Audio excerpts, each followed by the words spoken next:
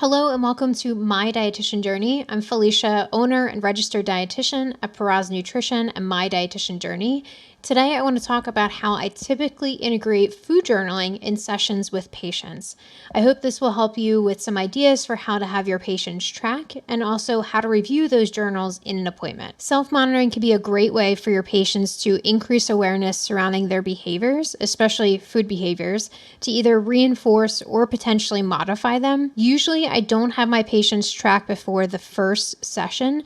I like to wait until I meet with them to see if tracking would be helpful and decide on what is actually best to track. There are many instances where I learn in the first appointment that tracking has been triggering for a patient, and it may actually be contraindicated at this point. Tracking on its own also isn't enough for behavior change to happen for many patients, so it also isn't like a make or break if a patient doesn't track their food intake. Motivational interviewing skills and nutrition education are both very important as well. For food tracking, this can be done in a lot of ways with an app, pen and paper, or even pictures of foods being consumed. I like to have my patients track usually for 1 week at a minimum to see how their weekday might compare to their weekend. For some patients, I also have them track everything that they eat and drink.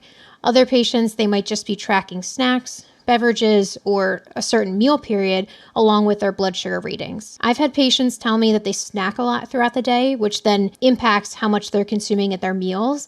So it would actually be more helpful to have them just start with tracking snacks. And it also may be less overwhelming since that's really the priority area of concern for them. With tracking, I also might have some patients provide more or less details for food portions, maybe tracking their emotions that are surrounding their foods or their meals, also the timing of their meals and snacks. And the detail really depends on the patient and if it's something that could be modified maybe over time as well. I do encourage my patients to send me over their tracking logs between their appointments and at least if not before the next scheduled appointment. This allows me time to be able to review or at least scan through and better prepare for the session. When I'm looking through a patient's food log, I'm usually looking for, first off, any kind of red flags that might include excessive meal skipping, maybe nutrient abnormalities, maybe severe caloric restrictions, or if there's an imbalance between different macro or micronutrients. I hold off on any kind of assumptions until I actually speak with the patient because a lot of times I've seen logs that look pretty restrictive,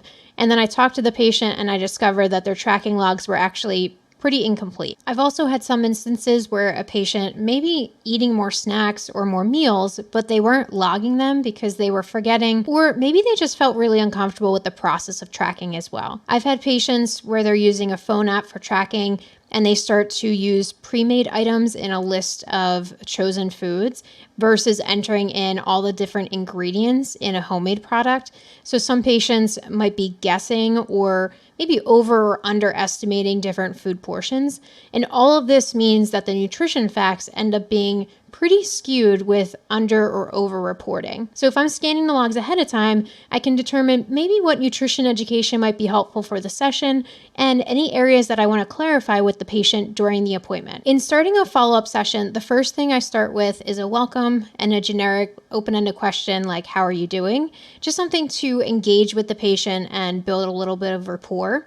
I usually then move into a session overview to provide the patient with an idea of what to expect. An example could be, for today, I wanted to touch base on the tracking that you did between the appointments and also see about following up from some things we talked about from our last session. Before we get into any of that, I wanted to see if there were any initial questions that you had, or maybe any areas that you wanted to make sure we focus in on for today. This helps me to understand what might be a priority for the patient and also make sure that time is dedicated to those topics as well. I usually change up the language based on whether or not the patient had actually sent over the food logs between the appointments. To start the conversation about the food logs, I might say, thanks for sending over your logs ahead of time.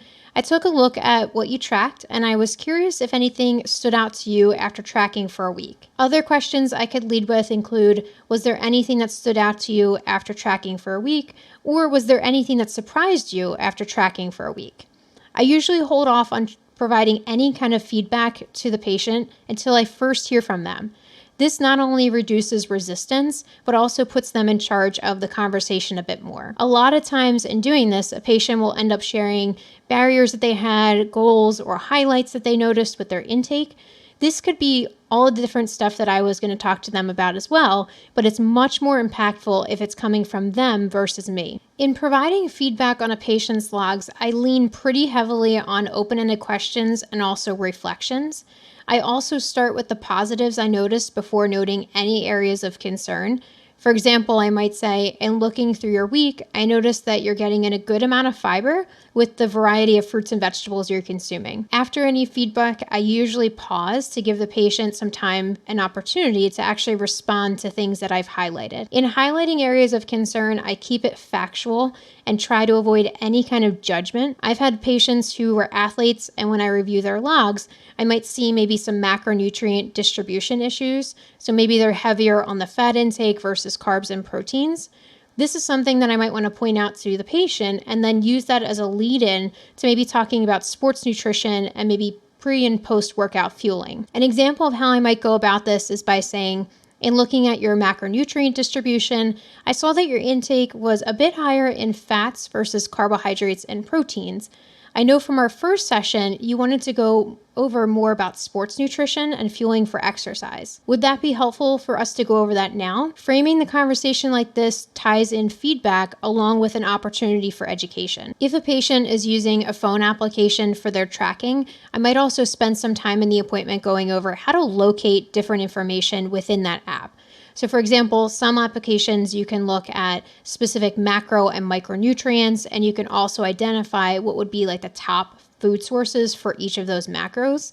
From there, the patient and I could review maybe if the fat source was a little bit higher, was that coming from a whole form of fats, maybe like nuts or seeds, or if it was something like maybe cake or cookies, and we can decide from there if we want to make any adjustments. Also, if there's a lot of concerns that I'm seeing with somebody's log, or maybe the patient is highlighting a lot of concerns and negatives associated with their intake, I do sometimes take a pause on the review of the logs and really just spend some time addressing the concerns. For example, I've had patients rattle off how terrible their intake is and how they feel embarrassed about their logs. So I really want to first validate how they're feeling and follow that with a comment about how this is really just data for us to discuss and then decide how to move forward with it. I might also tie into the conversation maybe external factors that may have influenced their food choices. I really try to reflect and stay with empathy before jumping into any problem solving, which is a very hard thing to do. Depending on the method of tracking, I usually discuss micronutrients with a patient, or again, direct them to how they can locate that information if they're using, let's say, a phone application instead. I've had patients where they're using an app where the calories, the macros, the micros are all provided for them. And sometimes it's just a matter of like, here's where you can locate that information.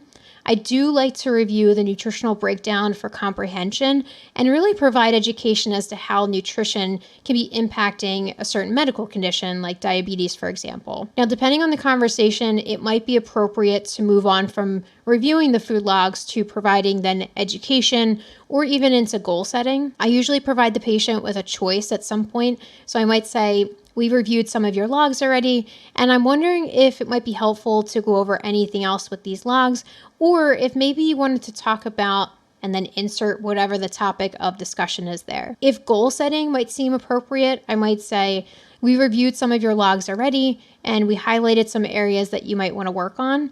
Would it be helpful for us to talk a little bit about goal setting and maybe some next steps? If a patient has been tracking for a while, or even if they were new to tracking, I usually spend some time to see if they would like to continue with the tracking. Sometimes tracking can be really tedious, or again, it could be triggering for a patient. I like to make sure that any tool is useful for the patient, and this is very individualized. If a patient is going to continue with tracking, I usually want to check in with them on the method. Are they going to continue using a phone application? Are they going to move to pen and paper, or vice versa? I might also encourage them to be more specific about portions, or maybe to identify some different feelings that are coming up surrounding their snacks before and after. For a lot of my patients, stress, boredom, loneliness, they can all be triggers for snacking or for certain foods. In many cases, I've had patients where they're not actually really hungry. They more have this like psychological drive to eat. So navigating this conversation in a way that, one, keeps me in my scope of practice is going to be key. And then depending on what the